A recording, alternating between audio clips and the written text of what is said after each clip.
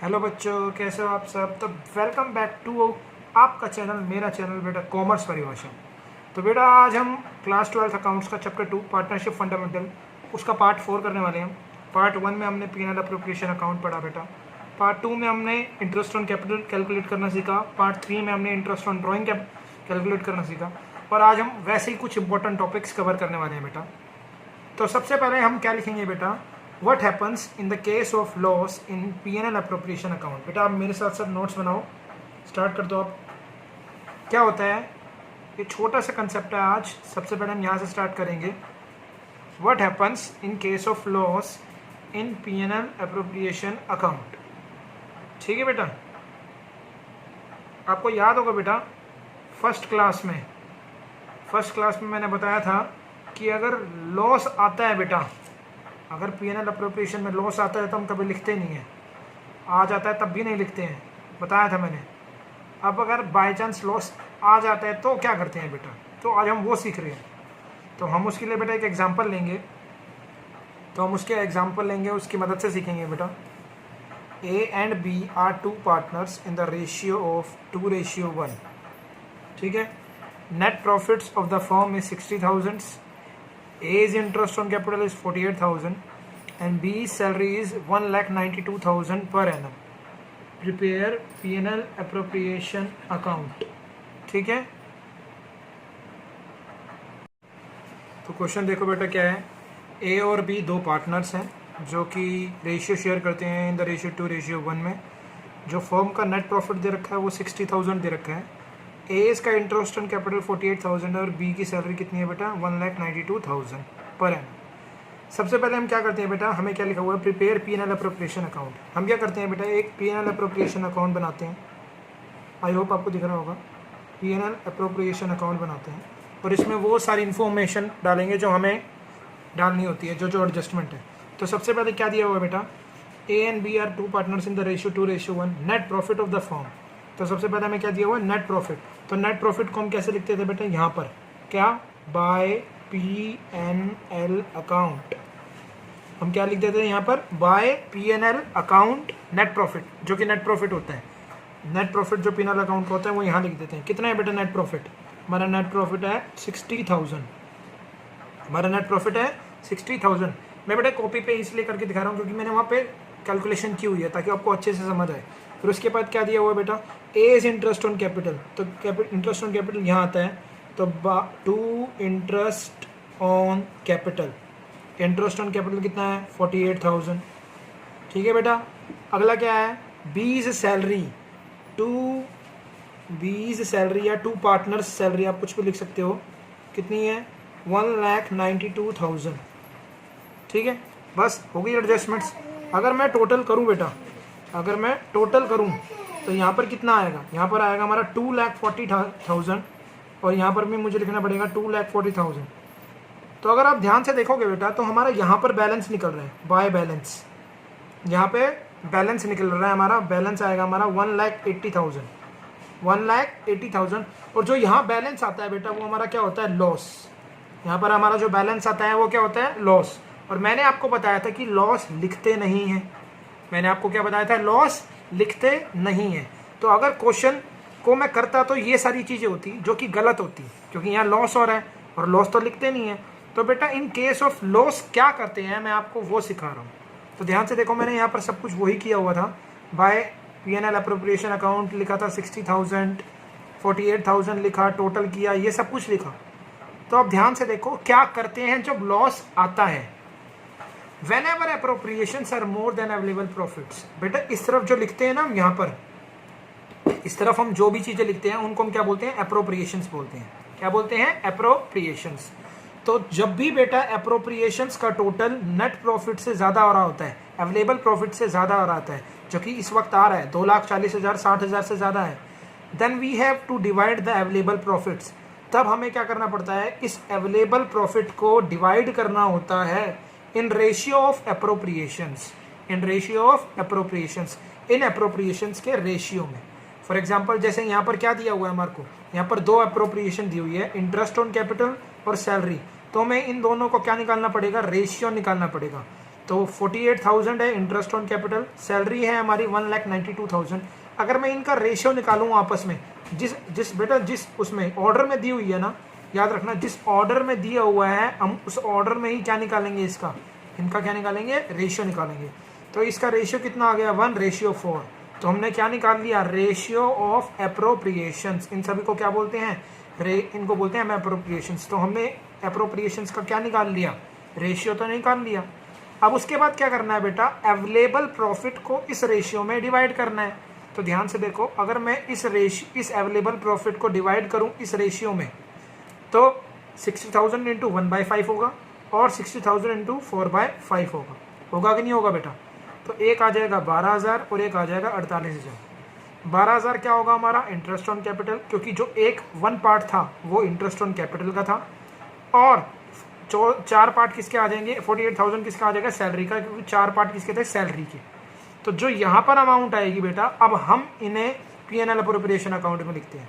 मतलब अब 48,000 की जगह क्या आएगा, 12,000, और सैलरी की जगह क्या आ जाएगा, 48,000। तो अगर अब मैं इनका टोटल करूँ बेटा, 48,000 और 12,000, तो मेरा यहाँ पर कितना आ जाएगा, 60,000, और यहाँ पर भी क्या आ जाएगा, 60,000। तो ये क्या करते हैं, ये तरीका होता है बेटा इन केस ऑफ लॉस में ये तरीका होता है। घबराने की जरूरत नहीं है। एक और क्वेश्चन कराता हूँ अच्छे से समझा के, इसको आपको उतारना है तो उतार सकते हो पॉज करके वीडियो को। चलो अगला करते हैं।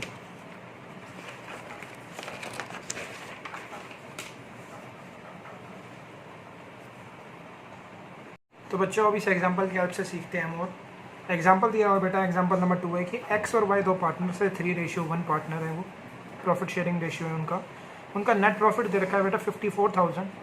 इंटरेस्ट ऑन कैपिटल दे रखी है बेटा उनकी, एक्स की 18,000, वाई की 14,000। सैलरी दे रखी है दोनों पार्टनर्स की, एक्स की 30,000 और वाई की 10,000। हमारे को क्या करना है, P&L अप्रोप्रिएशन अकाउंट निकालना है, बनाना है। ठीक है बेटा, तो ध्यान से देखो, मैं P&L अप्रोप्रिएशन अकाउंट बना रहा हूँ। P&L अप्रोप्रिएशन अकाउंट बनाया मैंने। ठीक है बेटा, P&L अप्रोप्रिएशन अकाउंट। तो हमें क्वेश्चन दिया हुआ था बेटा, इसके लिए हमें क्या करना है बेटा, एक P&L अप्रोप्रिएशन अकाउंट बनाना है। ज़्यादा बड़ा नहीं, छोटा सा एक P&L अप्रोप्रिएशन अकाउंट बनाना है।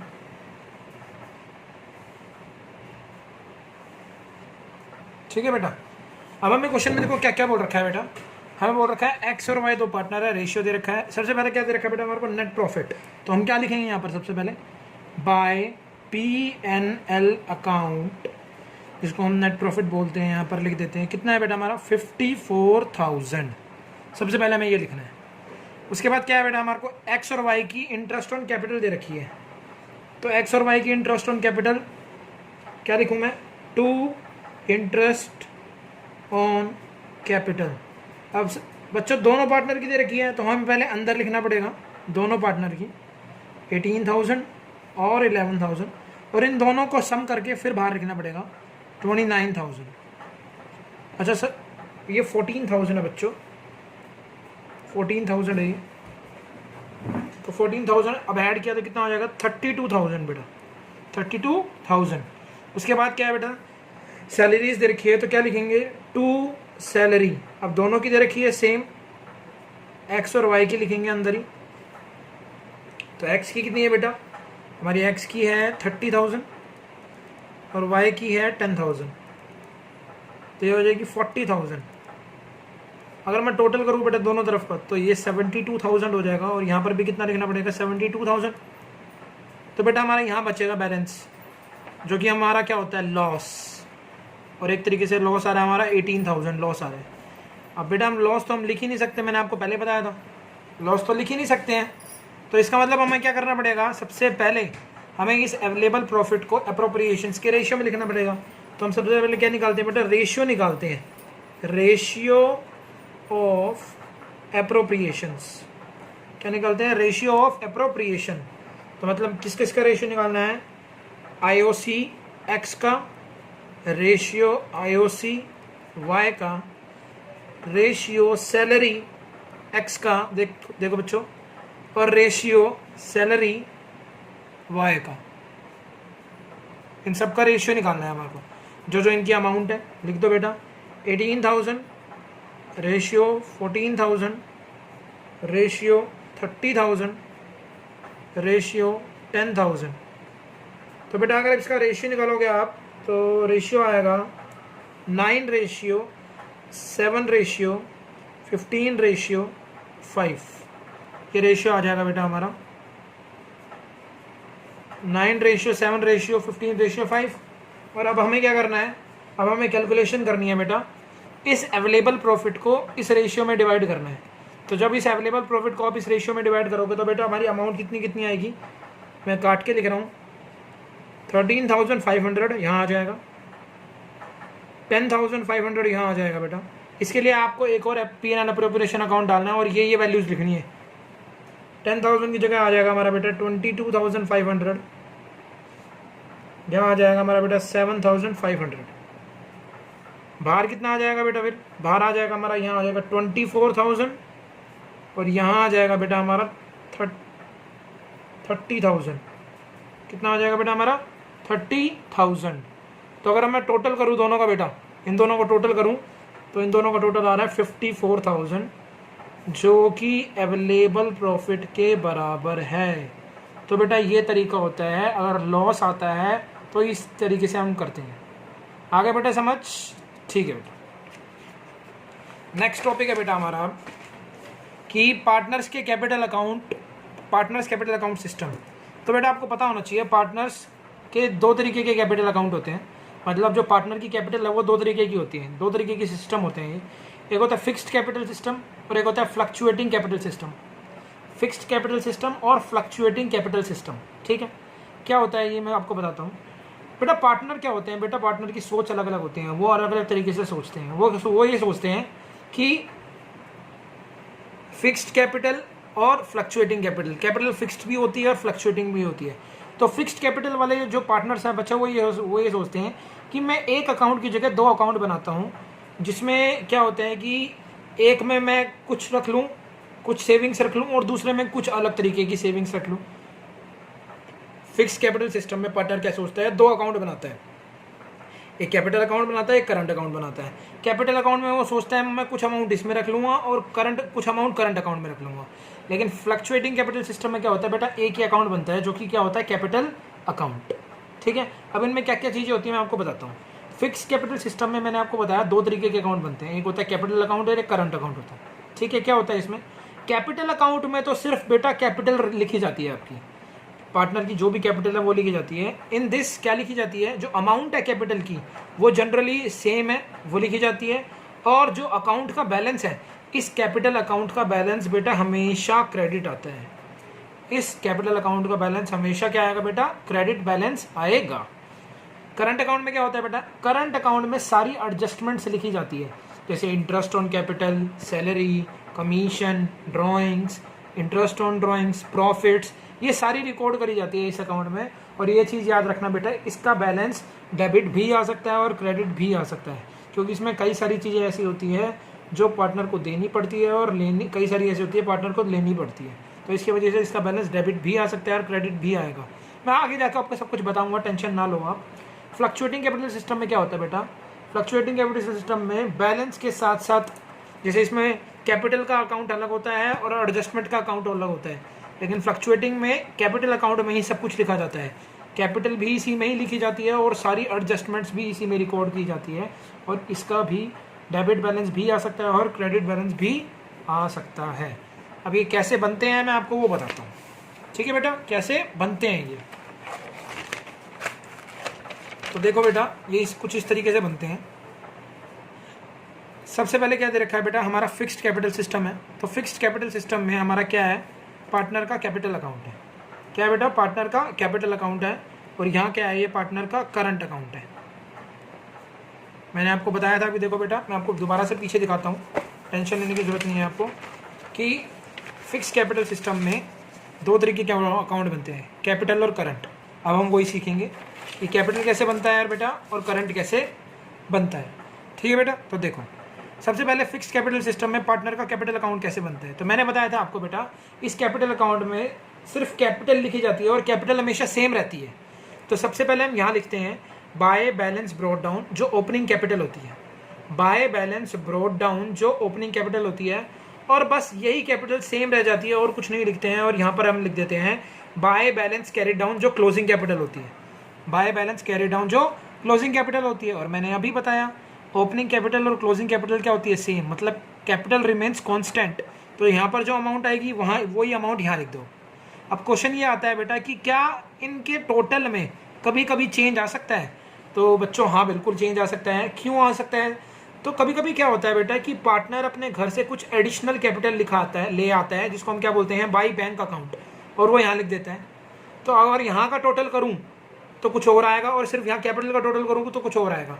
तो दोनों तरफ का जो टोटल है वो क्या होता है, वो कभी कभी क्या हो सकता है, जैसे मैं आपको बताता हूँ, पीछे से दिखाता हूँ आपको। कैपिटल अकाउंट में क्या है, हमेशा क्रेडिट बैलेंस आएगा। कैपिटल अकाउंट में हमेशा क्रेडिट बैलेंस आएगा। तो यहाँ पर जो ओपनिंग कैपिटल है वो क्लोजिंग कैपिटल के बराबर होगी, सेम। और मैंने आपको बताया चेंज कब आ सकता है दोनों के टोटल में, चेंज दोनों के टोटल में कब आएगा, जब या तो पार्टनर घर से कुछ एडिशनल कैपिटल ले आएगा तब, जिसके हम क्या लिखेंगे, बाय बैंक अकाउंट, या वो अपने कैपिटल में से कुछ ना कुछ विड्रॉ कर लेगा, जिसको हम क्या बोलेंगे, टू बैंक अकाउंट, मतलब विड्रॉल ऑफ कैपिटल। तो इन दो तरीकों से, इन दो वजहों से हमारा क्या होता है, इस टोटल के अंदर चेंज आ सकता है। ठीक है बेटा। अब दूसरा अकाउंट है बेटा हमारा पार्टनर्स का करंट अकाउंट। यहाँ लिख देता हूँ मैं, partners current account. Partners current account, partners current account में क्या आएगा बेटा, पार्टनर्स करंट अकाउंट में सारी एडजस्टमेंट्स आती हैं। ठीक है, तो ये इसका डेबिट साइड, ये इसका क्रेडिट साइड। तो पार्टनर्स के करंट अकाउंट में जो जो उसको क्या होता है, मुनाफा होता है, वो हम क्रेडिट साइड लिखते हैं। पार्टनर्स के करंट अकाउंट में जो जो पार्टनर को मुनाफा होता है वो उसका हम कहाँ लिखते हैं बेटा, क्रेडिट साइड में। तो सबसे पहले क्या लिखते हैं हम यहाँ पर, बाय बैलेंस ब्रॉट डाउन, मतलब ओपनिंग क्रेडिट बैलेंस, या टू बैलेंस ब्रॉट डाउन, मतलब ओपनिंग डेबिट बैलेंस। देखो बेटा मैंने यहाँ पर लिखवाया हुआ है, ये देखो, करंट अकाउंट का जो बैलेंस है वो डेबिट बैलेंस भी हो सकता है और क्रेडिट बैलेंस भी हो सकता है। तो ये चीज़ याद रखना बेटा, यहाँ पर मैंने लिख दिया। तो टू बैलेंस ब्रॉट डाउन भी हो सकता है और बाय बैलेंस ब्रॉट डाउन भी हो सकता है, ये चीज़ याद रखना। तो बाय बैलेंस ब्रॉट डाउन कौन सा होगा हमारा, ओपनिंग क्रेडिट बैलेंस, और टू बैलेंस ब्रॉट डाउन कौन सा होगा, ओपनिंग डेबिट बैलेंस। फिर यहाँ पर जो पार्टनर्स को मुनाफा होता है, जो भी प्रॉफिट होता है, वो सब कुछ इंटरेस्ट ऑन कैपिटल हुआ, सैलरी हुआ, कमीशन हुआ, या P&L अप्रोप्रिएशन अकाउंट का जो प्रॉफिट निकल के आता है वो हुआ, वो सब कुछ यहाँ लिख देते हैं। और जो भी उसको लॉस होता है, ड्राइंग्स हुआ, इंटरेस्ट ऑन ड्राइंग हुआ, या प्रॉफिट एंड लॉस अकाउंट में कभी लॉस हो गया, वो सब कुछ यहाँ लिखते हैं। फिर दोनों का टोटल करते हैं, दोनों का बैलेंस निकालते हैं, बाय बैलेंस कैरी डाउन करके या टू बैलेंस कैरी डाउन करके। और बेटा इसका जो बैलेंस है मैंने आपको बताया था, वो डेबिट भी आ सकता है और क्रेडिट भी आ सकता है। तो या तो ओपनिंग डेबिट बैलेंस आएगा, क्लोजिंग डेबिट बैलेंस आएगा, या क्लोजिंग क्रेडिट बैलेंस भी आ सकता है। आपको ये अच्छे से समझना है बेटा, इसमें सिर्फ कैपिटल लिखी जाती है और इसमें सारी एडजस्टमेंट्स लिखी जाती है। क्रेडिट साइड पर सारे प्रॉफिट लिखे जाते हैं, डेबिट साइड पर सारे लॉस लिखे जाते हैं। ओके बेटा, चलो अब हम फ्लक्चुएटिंग कैपिटल सिस्टम देखते हैं। फ्लक्चुएटिंग कैपिटल सिस्टम में मैंने आपको बताया था, फ्लक्चुएटिंग कैपिटल सिस्टम में हम सब कुछ एक साथ लिख देते हैं, कैपिटल भी और इसके साथ साथ एडजस्टमेंट्स भी। तो मैंने बताया था बेटा इसका बैलेंस भी क्रेडिट या डेबिट हो सकता है। तो देखो सबसे पहले क्या लिखेंगे, बाय बैलेंस ब्रॉट डाउन या टू बैलेंस ब्रॉट डाउन, मतलब ओपनिंग क्रेडिट बैलेंस या ओपनिंग डेबिट बैलेंस। ठीक है बेटा। नाउ अब जो जो चीज़ें यहाँ पर प्रॉफिट वाली है, यहाँ पर लॉस वाली है। तो यहाँ पर प्रॉफिट वाली क्या क्या, बाय बैंक अकाउंट, मतलब अगर वो घर से क्या एडिशनल कैपिटल लेके आ रहा है तब, interest on capital, salary, commission, by P&L appropriation account अगर प्रॉफिट हो रहा है, ये सब कुछ यहाँ लिख देते हैं। और अगर लॉस हो रहा होता है, मतलब टू बैंक अकाउंट, मतलब withdrawal of capital, to drawings, to interest on drawing, या टू P&L अकाउंट में अगर लॉस हो रहा होता है, वो सारी चीज़ें यहाँ लिख देते हैं। दोनों का टोटल करते हैं, बैलेंस कहीं भी आ सकता है, टू बैलेंस कैरिड डाउन या बाय बैलेंस कैरिड डाउन। समझ आ गया बेटा। तो ये फ्लक्चुएटिंग कैपिटल सिस्टम का होता है, सिर्फ कैपिटल सिस्टम, सिर्फ कैपिटल अकाउंट बनता है बेटा, मैंने आपको बताया वो देखो, सिर्फ कैपिटल अकाउंट बनता है इसका, कैपिटल अकाउंट। आगे बेटा ये समझ, चलो आगे ये एक इम्पॉर्टेंट कंसेप्ट है बेटा हमारा, कभी कभी रह जाता है। मैंने एक P&L अप्रोप्रिएशन अकाउंट बनाया हुआ है बेटा, और P&L अप्रोप्रिएशन अकाउंट में क्या बना हुआ है, IOC लिखी हुई है, सैलरी लिखी हुई है, कमीशन लिखा हुआ है। P&L अकाउंट में ये नेट प्रॉफिट लिखा हुआ है, IOD लिखी हुई है। ठीक है, और टोटल क्या हुआ 90,000 90,000। अब मेरे सामने कुछ क्वेश्चन है बेटा, उसका मुझे आंसर देना है। सबसे पहले पूछा गया है कि इस P&L प्रिपरेशन अकाउंट का नेट प्रॉफिट कितना है। तो बेटा नेट प्रॉफिट कौन सा होता है, नेट प्रॉफिट हमारा कौन सा होता है जो P&L अकाउंट से आता है। तो यहाँ पर नेट प्रॉफिट कितना है 70,000, तो हमने लिख दिया 70,000। अगला हमसे पूछा है बेटा डिविजिबल प्रॉफिट क्या होता है, मतलब डिविजिबल प्रॉफिट का एक और नाम होता है distributable profit.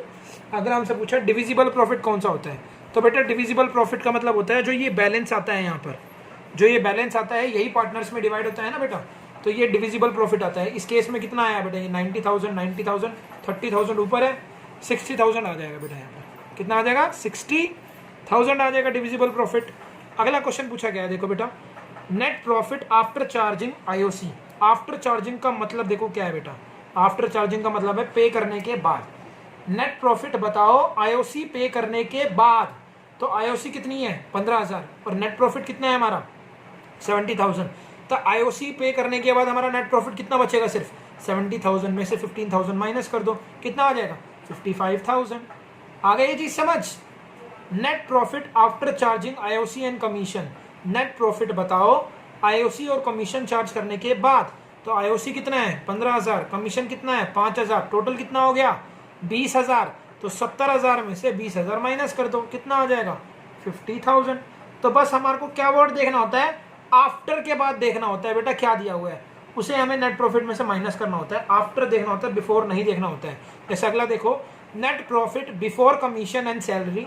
Before commission and salary को इग्नोर करो, आफ्टर आईओसी, तो आईओसी पे करने के बाद। तो आईओसी मतलब कितना 15,000, तो दोबारा 70,000 में से 15,000 माइनस कर दो, कितना आ जाएगा 55,000। ये एक टॉपिक होता है बेटा, आना चाहिए आपको ये कंसेप्ट समझ, बच्चे गलती करते हैं इसमें। अगला क्या है बेटा net profit before IOC. Before IOC तो बिफोर को इग्नोर करो, आफ्टर सैलरी, सैलरी को माइनस कर दो, डिडक्ट कर दो, कितने में से नेट प्रॉफिट में से। तो 70,000 में से 10,000 गए, कितना आया 60,000। तो बेटा ये कंसेप्ट था आपका जो आपको समझ आना चाहिए। आई होप आपको वीडियो अच्छी लगी हो। अगर कुछ प्रॉब्लम है तो प्लीज़ वीडियो को एक बार दोबारा से गो थ्रू करो ताकि आपको अच्छे से समझ आ जाए। इससे रिलेटेड नेक्स्ट वीडियो में मैं आपको बहुत सारे क्वेश्चंस करवाऊंगा। ओके बेटा, thank you for watching this video.